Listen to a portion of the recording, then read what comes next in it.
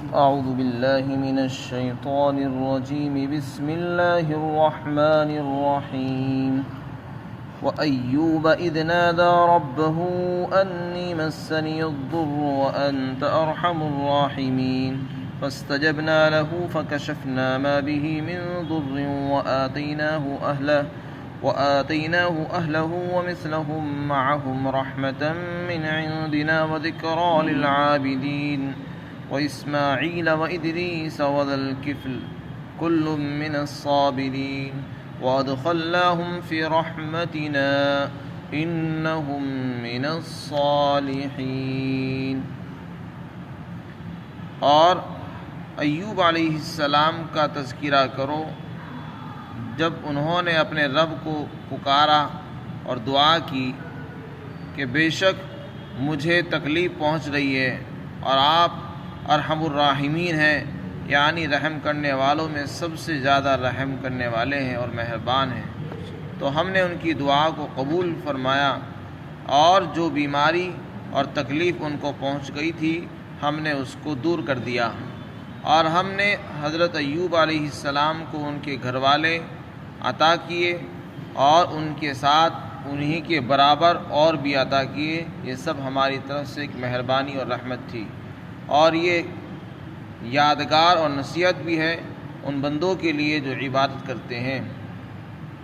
اور حضرت اسماعیل اور ادریس اور حضرت ذوالکفل ان حضرات کو بھی یاد کرو، بے شک یہ سب صبر کرنے والوں میں سے تھے، اور ہم نے ان سب کو اپنی رحمت میں داخل کر دیا، یقیناً یہ لوگ نیک تھے۔ حضرت ایوب علیہ السلام بھی اللہ کے نبی ہیں اور پیغمبر ہیں۔ ان کا تذکرہ قرآن کریم میں دو ہی جگہ پر آیا ہے، ایک تو سورۃ الانبیاء کے اندر اور دوسرے سورۃ صاد کے اندر بھی ان کا تذکرہ آ رہا ہے۔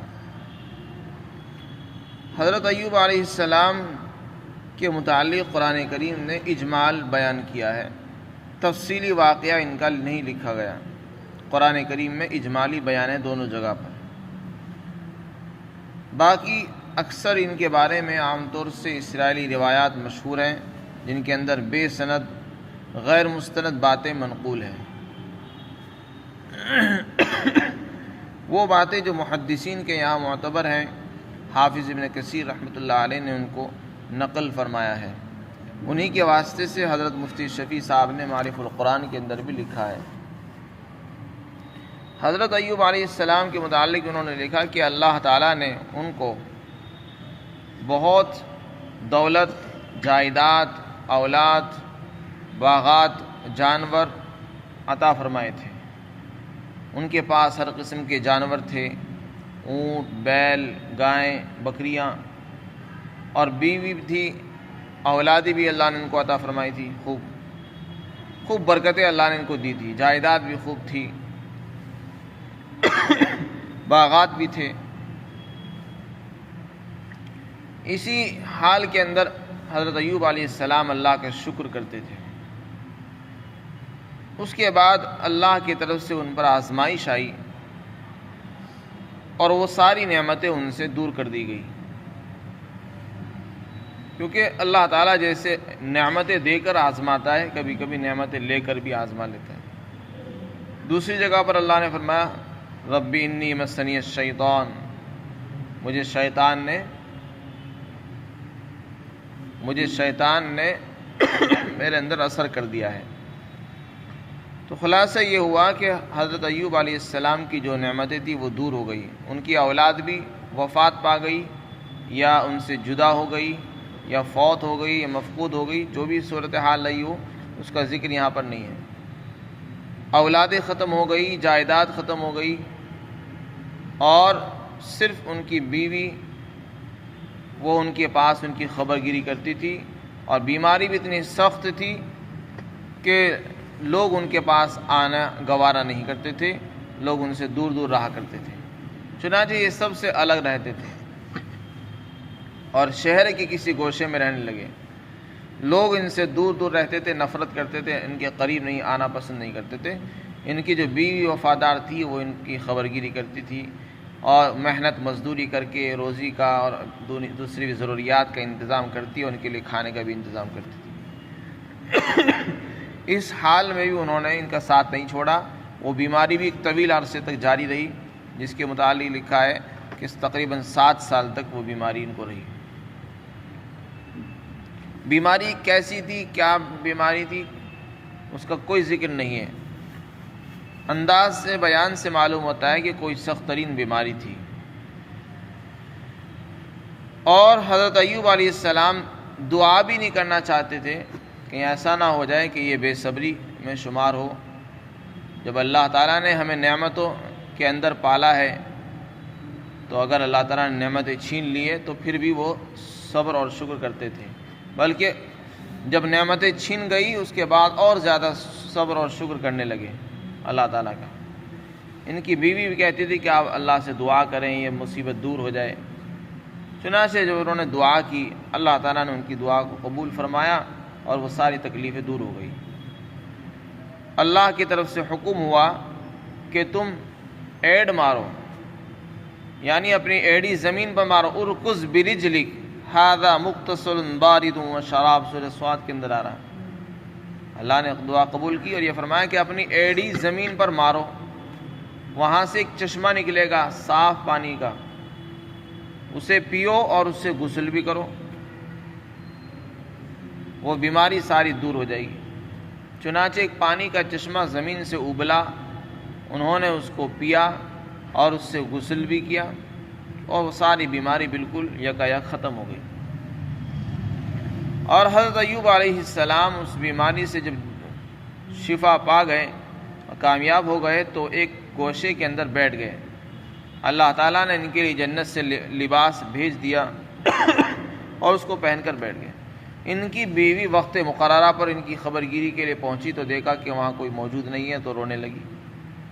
حضرت ایوب علیہ السلام نے ان کو بلایا تو وہ کہنے لگے کہ آپ نے دیکھا کہ یہاں کے بوڑھے میاں تشریف فرما ہوتے تھے، آج وہ نظر نہیں آئے، معلوم نہیں کہاں چلے گئے، اور ان کا نام ایوب ہے۔ کہنے لگے کہ میں ہی ایوب ہوں، لیکن وہ پہچاننے کو تیار نہیں، اس لیے کہ ان کی جو حالت تھی وہ بالکل بدل چکی تھی۔ حضرت ایوب علیہ السلام نے فرمایا کہ نہیں، میں ہی ایوب ہوں اور میرے اندر غور کرو کہ میں ہی ایوب ہوں۔ وہ کہنے لگی نہیں، آپ میرے ساتھ مذاق مت کریں، تمسخر نہ کریں، میں تو ایوب کو ڈھونڈنے کے لیے آئی ہوں جو میرے شوہر ہیں۔ خلاصہ یہ ہوا کہ اللہ تعالیٰ نے پھر ان کو اولاد بھی عطا فرمائی اور اس کے ساتھ ساتھ اتنی ہی اولادیں اور بھی ملی۔ یا تو وہ جو اولاد تھی وہی مل گئی، وہ دوبارہ زندہ ہو گئی، جیسے کہ حضرت ابن مسعود کا بیان ہے، یا یہ بھی ہو سکتا ہے جیسے کہ اللہ تعالیٰ نے ان کے علاوہ دوسری اولادیں ان کو عطا فرما دی اور ڈبل عطا فرمائی، جتنی اولاد پہلے تھی اس سے زیادہ اللہ تعالیٰ نے ان کو عطا فرمائی، اور پھر وہ نعمتیں ساری ان کو مل گئی۔ قرآن کریم میں اس کا ذکر ہے کہ ہم نے ان کو ان کے گھر والے بھی عطا کر دیے اور ان کے ساتھ ساتھ انہی کے برابر اور بھی دے دیے، اور یہ سب کچھ ہم نے اس لیے کیا یہ تاکہ ہماری طرف سے مہربانی ہو جائے اور آنے والے بندوں کے لیے اور عبادت گزار لوگوں کے لیے یہ ایک نصیحت اور عبرت بن جائے اور یادگار بن جائے کہ جب بھی کسی پر مصیبت آتی ہے تو پھر وہ مصیبت ایسا نہیں ہوتا کہ ہمیشہ مصیبت بن کر رہتی ہے، بلکہ مصیبت کے بعد راحت بھی آتی ہے۔ ان مع العسر یسرا، ہر مشکل کے ساتھ آسانی بھی ہے۔ بندے کو مایوس نہیں ہونا چاہیے جب اس پر غربت آئے، تنگی آئے، تو تنگی کے زمانے کو دیکھ کر مایوس نہ ہو، بلکہ یہ سوچے کہ یہ دن بھی گزر جائے گا اور اس کے بعد اچھے دن آئیں گے اور خوشحالی بھی آئے گی۔ حضرت ایوب علیہ السلام نے اس موقع پر کون سی دعا فرمائی اس کا بیان یہاں پر ہے، رب انی مسنی الضر وانت ارحم الراحمین۔ حضرت تھانوی نے اس کو اعمال قرآنی میں لکھا ہے کہ جب کسی کو کوئی مصیبت اور ضرر اور تکلیف پہنچ جائے تو اس کو یہ دعا پڑھنی چاہیے اور انشاءاللہ اس سے تکلیف دور ہو جائے گی۔ رب انی مسنی الضر وانت ارحم الراحمین، ہر قسم کی بیماری اور تکلیف سے حفاظت اور شفایاب ہونے کی یہ جامع دعا ہے، اس کو اپنے معمولات میں شامل کرنا چاہیے۔ رب انی مسنی الضر وانت ارحم الراحمین۔ اس کے بعد حضرت اسماعیل علیہ السلام کا اور حضرت ادریس علیہ السلام اور ذوالکفل علیہ السلام کا بیان ہے۔ حضرت اسماعیل حضرت ابراہیم کے صاحبزادے ہیں، اور حضرت ادریس علیہ السلام یہ ان سے بھی پرانے ہیں۔ یہ دونوں حضرات پیغمبر ہیں، نبی ہیں، ان کا تذکرہ اس سے پہلے بھی آ چکا ہے۔ تیسرے جو بزرگ ہیں ان کا نام ہے ذوالکفل۔ یہ کون ہے؟ قرآن کے انداز بیان سے تو یہی معلوم ہوتا ہے، کیونکہ ان کا تذکرہ دو نبیوں کے ساتھ مل کر آیا ہے، تو معلوم ہوتا ہے کہ یہ بھی کوئی نبی ہی ہوں گے، کیونکہ نبیوں کے تذکرے میں ان کا ذکر آیا ہے۔ بظاہر یہی معلوم ہوتا ہے کہ یہ اللہ کے نبی ہیں، لیکن تفسیر ابن جریر میں حضرت مجاہد سے منقول ہے کہ ذوالکفل جو ہے وہ نبی نہیں ہے، بلکہ اللہ کے ولی اور بزرگ ہیں۔ اور انہوں نے لکھا ہے کہ اللہ کے ایک نبی تھے، یہ حضرت یسع، جن کا ذکر قرآن میں آیا ہے، الیسع کے نام سے ایک نبی تھے۔ جب وہ بوڑھے ہو گئے تو انہوں نے چاہا کہ میں اپنا کسی کو خلیفہ بناؤں جو میرے ہی طریقے پر کام کرے اور میرے سامنے اسی طرح کام کرے جیسے میں کام کرتا ہوں۔ اللہ نے نبی کو جو ذمہ داریاں دی ہے وہ میرے سامنے ان کو پورا کرتا رہے، تاکہ میرے بعد بھی اس کام کو انجام دیتا رہے۔ چنانچہ انہوں نے اس کام کے لیے اپنے صحابہ کو اکٹھا کیا اور فرمایا کہ میں اپنا خلیفہ کسی کو بنانا چاہتا ہوں تاکہ وہ میرا نائب بن جائے اور میرے کام کو انجام دے، لیکن اس کے لیے شرط یہ ہے کہ اس میں 3 باتیں ہونی چاہیے۔ جس میں 3 شرطیں پائی جائیں گی اس کو میں اپنا خلیفہ بناؤں گا۔ انہوں نے کہا کہ وہ دن بھر روزہ رکھتا ہو، پہلی شرط تو یہ کہ دن بھر روزہ رکھتا ہو، دوسری شرط یہ کہ راتوں کو اللہ کی عبادت میں بیدار رہتا ہو، اور تیسری شرط یہ ہے کہ وہ کبھی غصہ نہ ہوتا ہو۔ یہ 3 شرطیں بیان کی، دن بھر روزہ رکھے، رات بھر بیدار رہے، جاگے، اللہ کی عبادت کرتا ہو، اور کبھی کسی پر غصہ نہ ہوتا ہو۔ ایک نامعلوم شخص کھڑا ہوا، کہنے لگا کہ میرے اندر یہ 3 شرطیں موجود ہیں اور میں اس کام کے لیے تیار ہوں۔ حضرت یسع ان کو پہچانتے نہیں تھے کہ غیر معروف انسان ہے، اور شاید ان کو ان پر اعتبار بھی نہیں ہوا کہ معلوم نہیں ان 3 شرطوں کو پورا بھی کرے گا نہیں کرے گا۔ خیر اس دن تو وہ مجلس برخاست ہو گئی۔ دوسری مرتبہ پھر انہوں نے وہی مجمع اکٹھا کیا اور پھر وہی باتیں ارشاد فرمائی کہ میں اپنا خلیفہ بنانا چاہتا ہوں، جس کے اندر 3 شرطیں ہو، میں اس کو اپنا خلیفہ بناؤں۔ وہی شخص پھر دوبارہ سے کھڑے ہو گئے کہ ہاں میں اس کام کے لیے تیار ہوں اور میرے اندر یہ 3 شرطیں موجود ہیں کہ میں روزے بھی رکھتا ہوں، رات بھر اللہ کی عبادت بھی کرتا ہوں، اور میں کبھی کسی چیز پر ناراض بھی نہیں ہوتا ہوں، غصہ نہیں ہوتا ہوں۔ چنانچہ حضرت یسع نے ان کو اپنا خلیفہ نامزد کر دیا، متعین کر دیا۔ چنانچہ وہ اللہ کی عبادت کرتے تھے، دن بھر روزہ رکھتے تھے، غصہ نہیں ہوتے تھے۔ شیطان کو یہ بات برداشت نہیں ہوئی کہ وہ ان کو یہ عہدہ اور مقام منصب ملے۔ اس نے چاہا کہ کسی طرح ان کا یہ عہدہ، یہ منصب، یہ ذمہ داری ان سے سلب ہو جائے۔ اس نے اپنے اعوان شیاطین کو اس پر مقرر کیا کہ جاؤ ان کو بہکاؤ کسی طرح، لیکن وہ سب ناکام ہو گئے، کہنے لگے کہ وہ ہمارے قبضے میں آنے والا نہیں ہے۔ ابلیس نے کہا کہ چلو اس کو چھوڑو، میرے اوپر چھوڑ دو اس کو، میں خود اس سے نمٹ لوں گا۔ حضرت یسع رات بھر جاگتے تھے اور دن میں روزہ رکھتے، صرف قیلولہ کرتے تھے دن میں۔ قیلولہ کہتے ہیں دن میں دوپہر میں سونے کو، بس دوپہر میں تھوڑی دیر کے لیے سو جاتے تھے اور روزہ رکھتے تھے اور رات بھر جاگتے تھے۔ جب قیلولہ کے لیے، آرام کے لیے آپ لیٹنے کے لیے تشریف لے گئے تو شیطان نے آ کر دروازہ کھٹکھٹانا شروع کر دیا عین دوپہر کے وقت میں، جبکہ وہ آرام کر رہے ہیں۔ حالانکہ ان کو رات کو بھی آرام نہیں کرنا ہے، دن میں ہی تھوڑا بہت آرام کرنا ہے۔ تو انہوں نے دروازہ کھولا، پوچھا کہ کون؟ کہنے لگا کہ میں بوڑھا مظلوم ہوں، میرا برادری کے ساتھ جھگڑا ہے، اور اس نے اپنی کہانی بنانی شروع کر دی کہ میرے ساتھ اس طرح ظلم ہوا ہے، میرے ساتھ انہوں نے یہ کیا اور وہ کیا، اور آپ میرے ساتھ انصاف کرائیں، مجھے انصاف دلا دیں، حق دلا دیں مجھ کو۔ آپ نے فرمایا کہ ابھی تو تم جاؤ، اور جب میں باہر دربار میں آؤں تو اس وقت آ جانا، میں تمہارا فیصلہ کرا دوں گا۔ چنانچہ جب آپ باہر تشریف لائے وہ آیا نہیں۔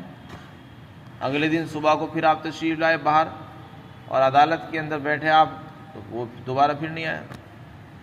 پھر جب آپ اگلے دن دوبارہ سے آرام کرنے کے لیے تشریف لے گئے، پھر وہی شیطان آپ کا دروازہ کھٹکھٹانے لگا اور آپ کو پریشان کرنا شروع کر دیا، تاکہ ان کی نیند خراب ہو جائے اور ان کی آنکھ نہ لگے اور رات کو پھر وہ سو جائیں پڑ کر۔ اس نے بالکل عین دوپہر میں دروازہ پھر کھٹکھٹانا شروع کر دیا۔ تو آپ نے پوچھا کہ کون؟ کہنے لگا کہ میں وہی بوڑھا مظلوم ہوں، میں نے آپ کو بتایا نہیں تھا۔ تو آپ نے پوچھا کہ بھائی کل تم کیوں نہیں آئے؟ کہنے لگا کہ مجھے ڈر یہ ہوا کہ وہ میری برادری کے لوگ یہ سوچنے لگے کہ اگر میں چلا گیا ان کو لے کر تو آپ ان کے حق میں فیصلہ کر دیں گے اور یہ ہو جائے گا، اس لیے میں نہیں آ سکا۔ آپ نے پھر ان کو وہی جواب دیا کہ ٹھیک ہے، اب تو میں آرام کر رہا ہوں، اس کے بعد جب میں باہر آؤں گا اس وقت تم اپنا مقدمہ لے کے آنا، میں فیصلہ کر دوں گا۔ وہ چلا گیا۔ اب آپ نے متعین کر دیا، 2 دن ہو چکے تھے کہ آپ کی نیند وہ خراب کر رہا تھا۔ تیسرے دن آپ نے اپنے گھر والوں کو طے کر دیا کہ کوئی بھی دروازہ کھٹکھٹائے تو اس کو دروازہ کھٹکھٹانے مت دینا، منع کر دینا کہ اس وقت ملنے کا وقت نہیں ہے۔ چنانچہ تیسرے دن شیطان پھر آیا دروازے پر، دروازہ کھٹکھٹانے لگا۔ لوگوں نے ان کو منع کر دیا کہ نہیں، اس وقت ملنے کا وقت نہیں ہے۔ شیطان نے جب دیکھا کہ دروازے سے بھی منع کر رہے ہیں تو اس نے روشن دان سے اندر داخلہ شروع کر دیا اور روشن دان سے اندر پہنچ گیا اور جا کے آپ کو اٹھا دیا۔ حضرت یسع دیکھ کر حیران رہ گئے، حضرت ذوالکفل وہ دیکھ کر حیران رہ گئے کہ میں نے دروازے پر اپنے گھر والوں کو متعین کیا ہے کہ اندر کوئی نہ آئے اور یہ دروازہ بند ہے اور یہ اندر کیسے آ گیا؟ ان کو تعجب ہوا اور پھر احساس ہوا کہ کوئی شیطان ہی ہے جو پریشان کر رہا ہے۔ پوچھا کیا تو ابلیس ہے؟ تو اس نے اقرار کیا کہ ہاں میں ابلیس ہوں، اور میں اس لیے آیا ہوں، میں یہ دیکھنا چاہتا ہوں کہ تم غصہ نہیں ہوتے ہو۔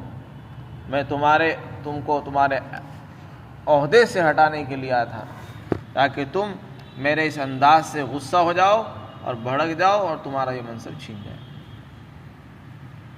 چنانچہ انہوں نے اس کو باہر نکال دیا۔ تو یہ قصہ احادیث کے اندر تفسیر ابن جریر کے اندر حضرت مجاہد سے منقول ہے۔